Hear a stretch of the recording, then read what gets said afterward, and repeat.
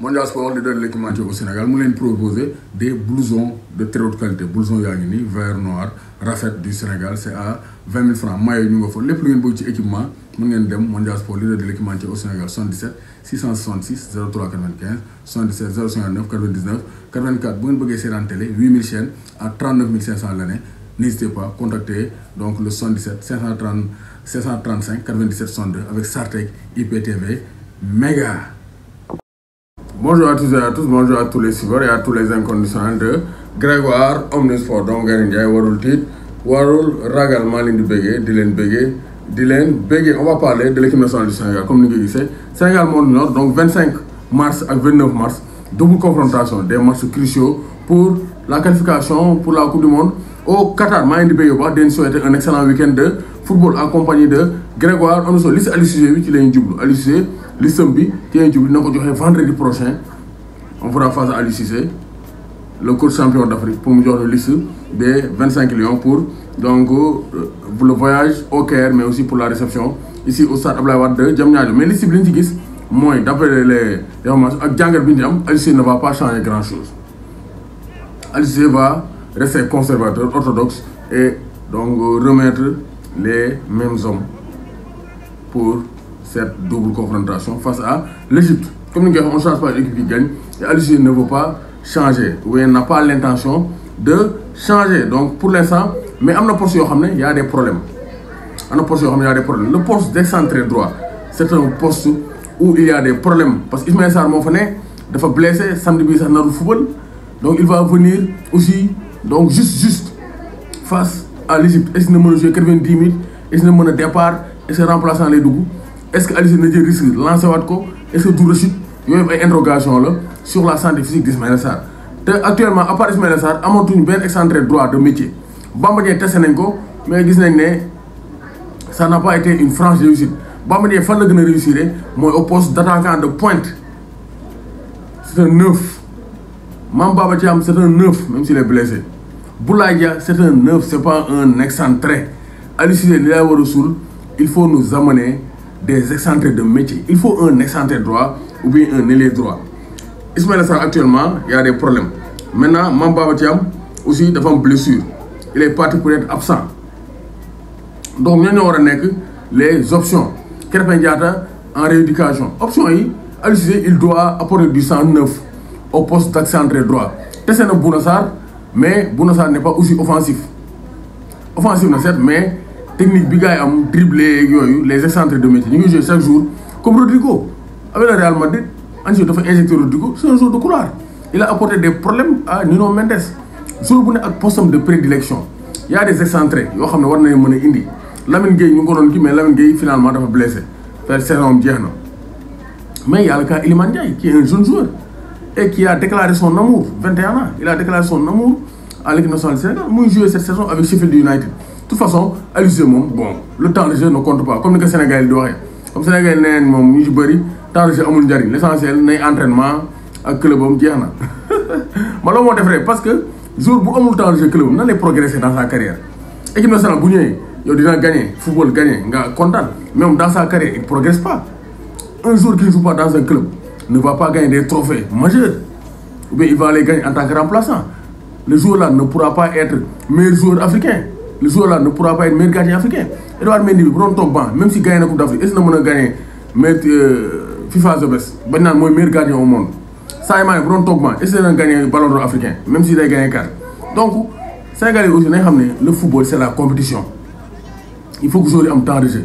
Iliman Ndiaye a un temps de jeu. Voilà comment on tester, c'est un joueur de côté. Il peut jouer aussi donc numéro 10 comme donc deuxième numéro 9. Donc c'est un joueur polyvalent. Il a déclaré son nom. Voilà comment on tester au poste d'excentré droit. Ben joueur aussi c'est pas Ousmane Sakho que Defna Warna sur une vidéo dernièrement. Pas Ousmane Sakho, c'est un joueur qui peut dépanner sur le côté. C'est un joueur de côté virevoltant. Man Miseran Nago avec un bout de petite côte avec Tengue FC. C'est un joueur exceptionnel. Actuellement, il joue la Ligue des Champions avec Simba FC. C'est un très bon club avec un très bon niveau sur le continent africain. Donc, aussi, on a une alternative. Nous avons aussi Samba Diallo, le futur Sadio Mané, donc, qui évolue avec les U19 donc, Dynamo de Kiev.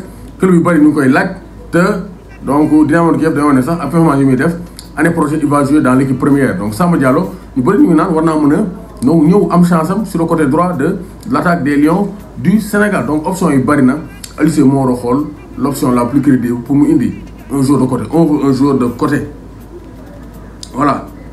te ak Sabaly li muy ñëw peut-être il va tester, mën naa aussi tester Bouna Sarr, def na ko comme Sabaly day ñëwaat, Sabaly y a de fortes chances mu reprendre sa place. Donc il se peut que aussi mu tester Bouna Sarr, donc yóbbu ko excentré football Sabaly latéral droit, loolu aussi option la. Donc bu ko defee aussi bon ça va rester dans la continuité, mais ce qu'on veut c'est amener des joueurs de côté ay Boulaye Dia, Bamba Dieng ne leen bàyyi ci attaque ñu nekk en concurrence en attaque. ki mu sentir ne moo war a titulaire mu titulaire ko, ki mu sentir ne dafa war a dem banc mu dem banc, mais il faut mettre des joueurs de côté sur les ailes. Donc ñun loolu la ñu soxla. Donc Sabaly de Saliou Ciss aussi, Fodé Ballo-Touré qui représente l'avenir du Sénégal à ce poste, donc devrait cependant se voir se faire violence pour faire tomber donc Saliou Ciss, parce que Saliou Ciss rawee na Fodé Ballo-Touré lu bari en équipe nationale, même si suñu Milan AC il est remplaçant, mais Aliou Cissé bëggul changer. Mais Fodé Ballo-Touré doxul, boo amee benn latéral gauche boo xam ne war naa mën a ñëw concurrencer, war na ko mën a indi, mais il se trouve que donc Aliou Cissé d'après les dernières informations il va zapper Malang Sarr, il va zapper Sofiane Diop, il va zapper Boubacar Kamara. xaw ma ndax booy bon d'accord xamuñu niveau donc niveau négociation yi fu mu toll, ndax booy donc ils sont prêts à venir donc pour ce match 2022 et selon des équipes à suivre équipe yoo xam ne foog ñu suivre leen parce que def na ay recrutement yu baax def nañ donc introspection xool lu dox xool lu doxul ñu évaluer après actuellement les résultats suivent. Donc le Barça revient en force au grand bonheur des Catalans et des socios blaugrana, et Newcastle les Magpies de retour vraiment dans le milieu du tableau grâce à leur belle série victorieuse. Année bi jeexagul, les championnats vont de plus en plus devenir palpitants d'ici le mois de mai. Ça c'est important, c'est ce Grégoire Omnisport doomu Gaynde Njaay warul tiit warul ragal Leicester moo ko dóor bu Nampalys sans Nampalys Mendy, Alfred Gomis encaissé na 2 buts. Donc gis nañ ne donc ñoom dañoo ñàkk. Donc AS Roma moo dóor, Bamba Dieng ak Marseille ñoo dóor FC Bâle 2 buts à 1 avec un doublé Djarka Diouf Milik. Donc ça c'est très clair. Donc gis nañ ne aussi vraiment Bamba Dieng donc moom nee na donc il est fier d'avoir rendu à Pape Bouba Diop. Nee na ça me fait vraiment de rater des occasions. dañ ko ne on constate que tu rates beaucoup d'occasions, mais nee na loolu metti na ko, il va tout faire pour s'améliorer. Nee na Sadio Mané c'est un joueur exceptionnel. Nee na Sadio Mané amul morom benn la fi, donc à chaque fois day indi conseiller te ku bëgg Marseille la, ne il aime l'Olympique de Marseille.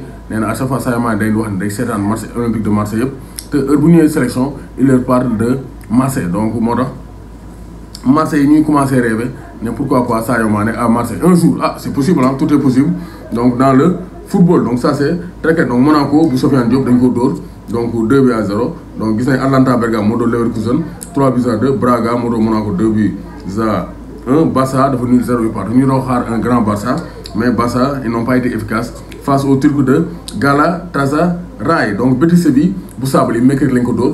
Donc Francfort Allemagne ñoo leen fekk dóor leen 2 buts à 1. Donc ce n'est pas perdu d'avance. Donc ñoom Sabaly war nañoo mën a donc remonter la pente parce que Betis Séville c'est une bonne équipe avec un Sabaly en forme. Rien n'est impossible, ça c'est très clair. Donc Gaynde Njaay warul tiit warul ragal.